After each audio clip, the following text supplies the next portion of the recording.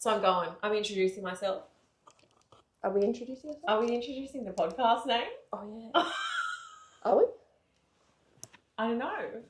I don't know how to do the intro. I just know how to talk. So for this week's episode, we're going to TikTok. So it was a Tuesday night. I just sat on the couch after work, innocently decided to scroll on TikTok, and I was confronted by good old Alan Watts. What did Alan say? What didn't he say? You ready? So, full disclaimer, this is going to give you intrusive thoughts. So you know how they have to put a disclaimer on flashing lights with like epilepsy? This is a disclaimer for the head noise that's going to follow from this. It is going to make you question everything. You're going to feel unsure. Some people commented and said they had an identity crisis after it. They were questioning everything. So don't say I didn't warn you. And prepare to go down the rabbit hole. Are you ready? I'm prepared. I'm ready. Okay. Close your eyes for this one, actually. Okay. You might really enjoy it. Okay. I'm going to push play. And here we go. Isn't it strange how so many versions of you live in other people's minds? To some, you're the quiet one who never speaks. To others, you're the loud one who never stops talking. Some see you as distant and hard to know, while others think you're the most caring person they've met. But none of these versions are the real you. They're just pieces shaped by how people see the world, not by who you really are. Even the person you believe yourself to be only exists for yourself. One that lives only in your mind, built from your own memories, your worries, and your dreams. Perhaps who you are isn't meant to be defined, but discovered moment by moment in the way you choose to live. But you're not defined by the fragments others see or even the image you hold of yourself. You're the choices you make, the love you give, and the life you create. Maybe being undefinable is the most human thing of all. Isn't it strange how so... Okay. But tell me, what's your first thoughts? What are the feels? I feel confused. My mind's been blown. Alan, honestly, He's serving. we're going to have to get him on a podcast one day. Is he alive? Yes. I hope so. I hope so. I've got questions for Alan. Alan, if you're out there, I'll do a quick search. Oh no, because I'm going to be sad if he's not. Keep talking. Okay. Look, I am a woman of many words, but that video left me. Oh. He died 16th of November, 1973. Rest in peace, Alan. 16th of November. Sad times. Wait, say that again. When did he die? 16th of November. He died on the 16th of November. That was only... That wasn't long ago. Was that the day that I watched it? Could it have been? Oh my god. Wait. Hold on. Temporarily pause. Oh no, it's alright. It wasn't. No, I thought it was. I thought maybe Alan was reaching out to me, but yeah, no, it's okay. Anyway, so Reaching out from beyond the grave. look, I thought he was sending me a message. I'm not the chosen one. Shame. But that literally got my brain turning for days. Turning for days. And I've thought about it so many times after. And I thought about it for so long when I read it. Because it, watched it, sorry. There's words on the screen. That is true. No, that is true. It gives you real, emotion. Makes you feel it, you know? But I need to know, let's delve a bit deeper. What are your thoughts? How are you feeling? I'm feeling I really got sent back to my inner child. Oh, okay. You know, so there is a child version of me that exists within me somewhere, you know. Yes. I'm not saying there's a miniature Erin floating around in there. But Are you hearing voices? I mean, I hear them all day, every day. They're my own voices. Oh, it's noisy. It's noisy up in here. We don't quiet down. We don't close shop until late. We don't. Shut up. Until the eyes close, the shop's open. 24/7, Actually, no, because I dream a lot and they're very vivid. Don't get me started on dreams. Okay, we'll Where see do what I like that. that? Bookmark it. Bookmark it. So it's taken me to my inner child, because I often think about the inner child when I'm doing anything like something that brings me joy. Like recently, I've been doing some like air clay stuff with Ollie, my youngest son, and really I can just get sucked in there, and I know that I'm feeding my inner child and my creative self, don't get me wrong, but yeah, that was really like, wow, okay, so there's this version of myself, you know, innocent, young, but also there lives many versions of that inner child in other people's memories of me as a child that might be very different to how I perceive myself, which is, you know, obviously everyone has their own thoughts and views and opinions, but even the idea of like our own self-image, does it even really need to be defined? And often I don't try to define my own thoughts about myself, but I have a concept of who I am. Like I have a, you know, a construct. Like if I think of a banana, I can think of the shape and the color and how it tastes and blah blah blah. I also have a concept of myself somewhere in my brain.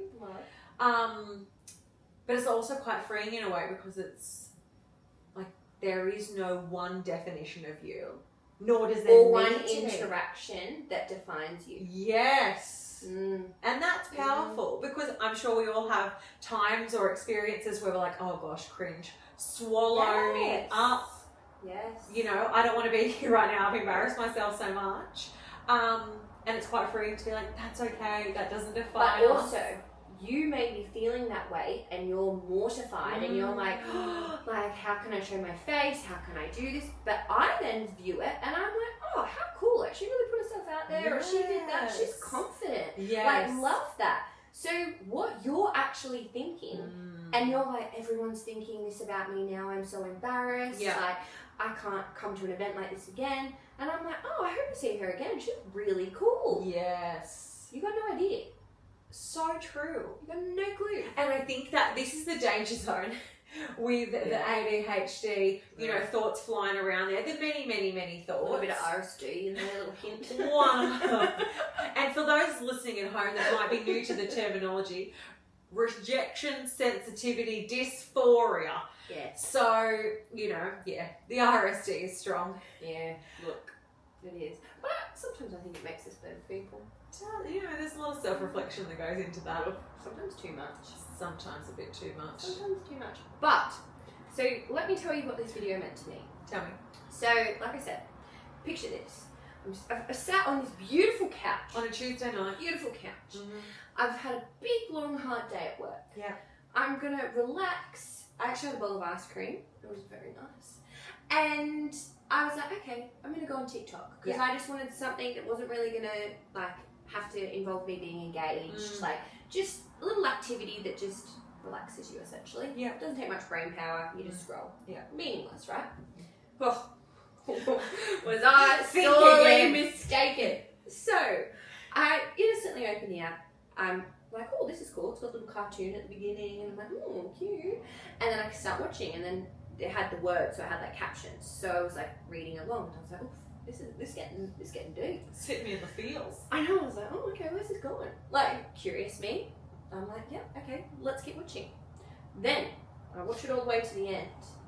And then I'm like, okay, I feel like I didn't quite get it. So I watch it again. Because I'm like, it's got to let it sink in. I'm like, this seems to have a lot. Get that oomph. Oh, and the oomph was too much. So then I was like, okay, that's actually enough TikTok for today. I didn't scroll, and that's rare for me. Normally I go, okay, next video. But this one really kind of hit me a little bit.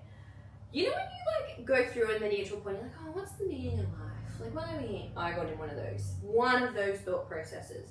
Dangerous. So, I know, because then I was like, okay, so people's perceptions of situations and how they like. Keep on. I think it's frozen. No, Siri's just listening to us. Oh, okay. Okay. So sorry, we had a technical difficulty, so we're going to have to clip that together. But essentially what I was saying, and apologies if I repeat myself, was that video made me think, okay, it's everyone's perceptions, right? So that's obviously influenced by previous experiences, other people's values, it's all around like their mood or the environment that they're in. Yeah. And so there's a lot of factors, right, that gets that perception. Now, this is where it gets interesting. So similar to what you said naturally around, oh, like that was a really embarrassing situation. Maybe the current mindset you're in, that's a really embarrassing situation. 100%. But next week when you think about that memory and you're feeling really empowered and you're feeling confident and you've got all of that and that's where you're at, you might go, oh well, like, people make mistakes, like whatever. Yeah. The recall of memories and the mindset that we're in. So like if we're having a really bad week and let's say it's been really challenging and we're sad, and we've got a lot of big emotions and we're not feeling good. And then you think about some memories or like they pop into your mind. Yeah. They might not have been sad memories or they may not have been embarrassing memories. They may have actually been like quite good memories. Yeah. But the mindset that you're in, you can pick through and find, like it's a bit like you can pick through and find anything in certain situations. You could pick through and find sad moments or find embarrassing moments or something you could have done better or differently or whatever it was, and then adapt that in your mind and then associate that memory with those feelings. My question is, do you ever actually have a true perception of yourself? Because it's so influenced by the way that you're feeling, your emotions, your state of mind, your environment, everything that's going on for you, it's ever changing. So how do you have an accurate perception of yourself? I'm going to circle back to that. Love. But I'm going to segue in to something that you said, which I think connects anyways, is like when you were saying you can find those things that kind of confirm, like that confirmation bias. So if we want to look for something and find the evidence for it, we will find it. Correct. And I think, how do we actually form an objective view of ourselves? Yes. We cannot, because we are inherently biased by, and as is everyone, everyone's biased by their own thoughts and experiences and, you know, what they've been through in their life. So my view, well, there is no one objective view because every single person is coming at it from a different context, a different upbringing, a different mindset. Yes. So you cannot actually know that even if you were thinking objectively about the situation, how do you know that that's objective? Because there is no unit of measurement to actually be able to put that up against and be like, yes, that was an objective thing that I did, like in that moment, if we're thinking about ourselves. But it shows the power of our mind. It really, really evidences around if you want to, like, the way that our mind is and the current state of mind that we're in can influence emotions, behavior, our future actions. Like, it, honestly, to me, it's so interesting. And it was a very interesting concept as well, because then it makes me think that our perception of ourselves is also ever changing. That even like our values and the way you perceive it, and you can say, look, I'm a really values driven person, like that's really important to me, but that changes as well. Like fundamentally you have core values, yes, I get that, but even certain decisions and actions, like it's all influenced by all those factors that I said. I don't know, it really set me into it was like one of those situations around the hypothetical question, what happens when you die? Like that's really where it took me. We won't go there. Keep me away from that question. Maybe next time. COVID was a dark time for me in that question. We're definitely bookmarking that one, but I'm happy to circle back to it because controversial. You know, there were some good things about COVID and there were some dark things about COVID, and I'm sure that everyone has different experiences they could share, but for another time. COVID was the beast. I'll leave it there. Anyway, moving on. So, tell me more. Well, what I wanted to say is, I think, like, when you were talking about, you know, our mindset really influencing it, and it really brought up, you know, depression for me, and thinking about when we are in that, you know, mindset, and there might be a whole host of factors that are playing into, you know, a depressed mood overall, but in that moment of like, oh, this is, let's say, you know, you're already feeling depressed, and then you have an interaction with someone, and just like you were saying before, I might be like, that was so embarrassing, like, you know, I shouldn't even be here, like, I hate myself. You could go down a spiral there. The other person could be perceiving the situation completely differently. So yeah, that mindset completely shifts how we perceive every single situation. And we're just, you know, that confirmation bias coming in again. We're choosing to give our attention to the things that are supporting or validating that sense of self at that time. That's true. You know, if we are feeling good about ourselves, we're more likely to notice someone that smiles at us or, you know, claps around us or like gives us a wave or something and like that. And not to recall a memory as well where maybe we did feel embarrassed or hurt or upset, because that's not where that state of mind attracts to. Yes, exactly. It's so interesting. I went, like, I'm not even giving this conversation justice. I should have taken notes or done a voice memo or something. But honestly, the place that it went and what it made me question and think about was so interesting. Yeah. And I do laugh because I was looking at the comments and they're actually quality. Like, they're funny. Like, very funny. Everyone was saying they had an identity crisis after. And I was like, okay, so we're all in the same space. Yes. Well, we're all here together. But this goes into another, like, nice little segue around, I have always found it very interesting, and not from a place of that, like, I really care and it's important to me, but more of a, when you leave a job, or in some jobs, for example, they might do, like, one place of employment that I work at, I make out sound like I've got a lot of jobs, I've got two, they did like this concept called love letters. Now what it was is you had to write like a nice little message. It didn't have to be anything. It could be like, you have a nice smile, or happy to have you in the team, or it didn't even really have to be personalized. It was just like a nice note that would go into everyone's envelope, right? Yeah. Anyway, it's the same as like when you get a card and you leave a job, and it's like everyone puts a nice little message. Anyway, the moral of this is, I read them all the time. Well, actually, no. When I read them, I'm making this sound so convoluted here. When I read them in these situations, there was one that wasn't very long ago, there was some really nice, kind, genuine messages, but the way that person viewed me was not my perception of how they viewed me. Yes. So I found it so interesting. Like, there were a few where like I had some interactions, but it wasn't just like, oh, you're a really nice person. It was really specific. It was like, when you help me with this. And I was like, okay, that tiny little thing that I would say that I would support anyone with. Like, it's not selective. It's just like, I'm more than happy to help people.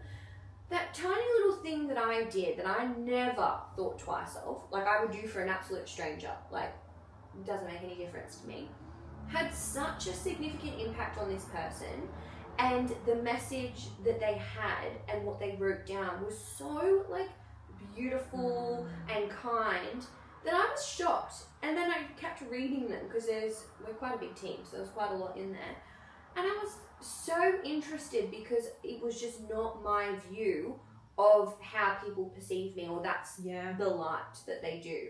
And I just find the concept so interesting because we never actually tell people what we think of them. Let's be honest. Like, when's the last time you went up to someone or messaged someone and told them exactly what you thought of them? I try to do it often. As often as I remember. Okay, actually no, let me take that back. I shouldn't ask you that because you actually send the most beautiful messages that warm my heart. Like, it's like you've got a radar of when I need one. Yeah. It's like, you know, internally. Yeah, I know, it was unfair. When you posed the question, I was like, I'm not the correct person to say, because I actually find it's really important to me for me to let someone know, like, you're a words of affirmation girl. I am. I'm like, I was just thinking about you. Like, I just want to let you know that I think X, Y, and Z. But like someone that you're not close with. That's what I'm saying. Because I would say, are both very good at that. Like, we send each other, honestly, who needs a boyfriend when you have Aaron? The messages that I get, the encouragement, the love, I'm like, oh, my cup is so full.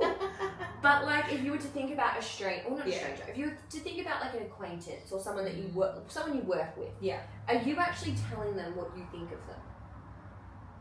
Again, it's a bad example because I called up the office manager a few weeks ago when it was my day off just to tell her that I think that she's amazing and I'm glad that she's part of the team. You're an exceptional person. You're an exceptional person. I'm pulling out here because I can guarantee you no one else is doing it. Like, I will say nice nice things to my team members and encourage them or whatever and say like, oh, like I really appreciate you, or like you're so great. But I'd never actually say things to them like for example, if I think of someone in particular, like just around like their energy and the way that they're so good with people, and that like that level of, it's like the next level of information, I guess. Like these letters that I was reading were like so nice, but it really, but it really gave me an insight to their perception of me. Yes. Where like you can say things that imply the idea of the perception, yes, but not specifically what that is. So I don't know. I just found it very interesting. Went on a bit of a tangent there, but no, it is very interesting. And I think too, like, we live in our own minds, so to speak. So when we think about ourselves, we're like, you know, have all our checks and balances of like, these are all the embarrassing things I did, these are all the pretty good things I did, these were the accomplishments I have. So you have like a huge spreadsheet. You're taking data points left, right, and center, and you know, you're the graph. I guess. Ooh. Yeah, we're the graph. We have high graph, bar graph. Oh, I was thinking bar graph. Well, I'm thinking standing tall, standing proud, got ebbs and flows. A lot more room for data too. Yes, you know, we're just not just like a boring round circle. Although the circle is my favourite shape. Well, I like it too. I like it in some senses. I don't know if you've ever heard of the theory of the conflict cycle. I'm not a fan. Just where you just engage and engage. Don't like that. But I'm actually going to call you out here because I remember one day we were talking, and this has just come to mind for me. Can you please provide the example of perceptions of when you were lecturing? Yes, I can. Do you know what I'm talking about? Yeah. Okay, good. Yeah. Okay. Yeah. So, to give you context, I taught pretty boring subjects. I mean, they were fascinating, not when I was doing them, but when I was teaching them, I liked them. And I'm a passionate person. What would you say? It's your energy. That's my energy. So I would give a lot of myself into these lessons, and there was this particular group project, and so they were coming up to check with me, see how their like analysis was going, see if we could troubleshoot anything. And I'm like, I will go above and beyond to help you. Like, I want you to succeed. Like, I'm not here to make anyone's life hard. I want this to be as easy as possible. Erin's telling you how great you are and how amazing. Boosting you. I try. Give feedback, just so much feedback, and people are like, oh my gosh, there's so much feedback. I'm like, I just want you to do it the best that you can. I'm proud of you. So this guy came up and he just said, I just want you to know that like, you have just such positive energy, and like stats is so boring, but seeing you up there smiling, like it just makes it like pretty much bearable. That's so sweet. And it was so nice, and I thought, geez, like, I don't view myself like that. Like, I know I'm a passionate person, and maybe I'm a smiley person. I feel like I'm serious a lot of the time. So when you're on a roll, though, it's infectious. You can feel it. Yes. It's not just, you're not just watching. I feel like you're feeling too. Yeah. I'm like, let's do a two-way over. You got this, you're guys. Like, oh yeah. Dominate. Yeah. What's your variables? Any psych people out there will be like, oh, trauma. Steer clear with this stat terminology. But yeah, wildly different to what I viewed myself. Like, I knew that I was a passionate teacher, but I like didn't actually realise that I could have a positive impact across people that were doing statistics. I feel sorry for them, but it is very good. I mean, it's useful. I don't know if I'd say the word good, but it is useful for psych and other people. But what about the other one? Oh gosh, okay. She knows she's digging down because this one is my favourite. Isn't so nice. It's not my favourite because it's not so nice. It's my favourite just because it's funny. Okay, so when I was doing my masters, we had to do a kind of a mock therapy session with another student, and they had to be a teenager, and you had to teach them like a certain skill. So we had to film ourselves, it had to be half an hour, then you present it to like your group at the end of the semester. Brandy! Turn it back off. She's ready. So we present, well, you know, there's a computer and we're just basically turning around the computer, everyone's watching it, and there's some people, you know, stronger than others, gets to mine, and at the end of it, this girl just goes, oh my god, it was like I was watching an episode of Play School, and I like was And then she started laughing, and someone else started laughing, like, you're just so energetic. You're like a child's, like, host of a show. And I was like, I am horrified. I was absolutely horrified. Oh, I'm cackling. And the thing that was most horrifying about it is I was looking at it and I was like, oh yeah, that's just me. So then when they were like, oh, you bloody a play school host, I said, swallow me up. The ground opened up, swallowed me whole. I said to my lecturer, I was like, I've just had this feedback and it's like thrown me for a loop. She watched it and she goes, oh, Erin, by the way you described it, I thought you were going to be like, oh, doing all this stuff and all this energy. She goes, oh, that was just very authentically you. There's nothing wrong with that. And I was like, thank you. Thank you, Tanya. Tanya, I'm giving you a shout out. Well done, Tanya. You really boosted my confidence back up. Lucky for the Tanyas of the world. Yes, everyone needs a Tanya in their life. Oh, but yeah. I'm laughing. Brandy loves that story. I can't say I share the sentiment. However, but it's okay. Like, it's triggering for me. Here I am laughing like, oh. So far, none of my clients have said that I, feel like a place almost. So that's nice. No. That's good. They want someone they can connect with. Well, and I'm sorry, I don't know the other woman's name, but I'm going to say I don't connect with her already. I can feel the energy from here and it's not it. I'm closing the door. It's off. Oh, it's definitely off. Anyone that doesn't love you, nah. Oh, you're too kind. Bye. See ya. But, so there's some perceptions, like the beautiful ones that you were getting from your workplace, like those huge impacts that you had that were really positive and beautiful, and they wanted to share that. That's one extreme. And then on the other extreme, you sometimes have some perceptions of others that you don't really appreciate, but we don't need to listen to them because... Or voice them. Never again. We're locking this one down. I'm password protecting this one. Keep the password, Brandy. Don't let me listen. But I just found this video so interesting. Yeah. And there's so many different ways and views that you could take from it. And look, some people won't care. Some people will literally listen to this and go, I don't know. But if you're someone that really gets into your own mind, that you love a good thinking, like you love to think about things, I am actually so curious to hear from you. Yeah. And when you listen to that video, and maybe it is to go back to the beginning and listen to the sound, but what came to mind and how did it make you feel? Like that's what I want to know. Did you have any outrageous thoughts like us? Or was it a little bit more tame that you were just like, well, I don't care.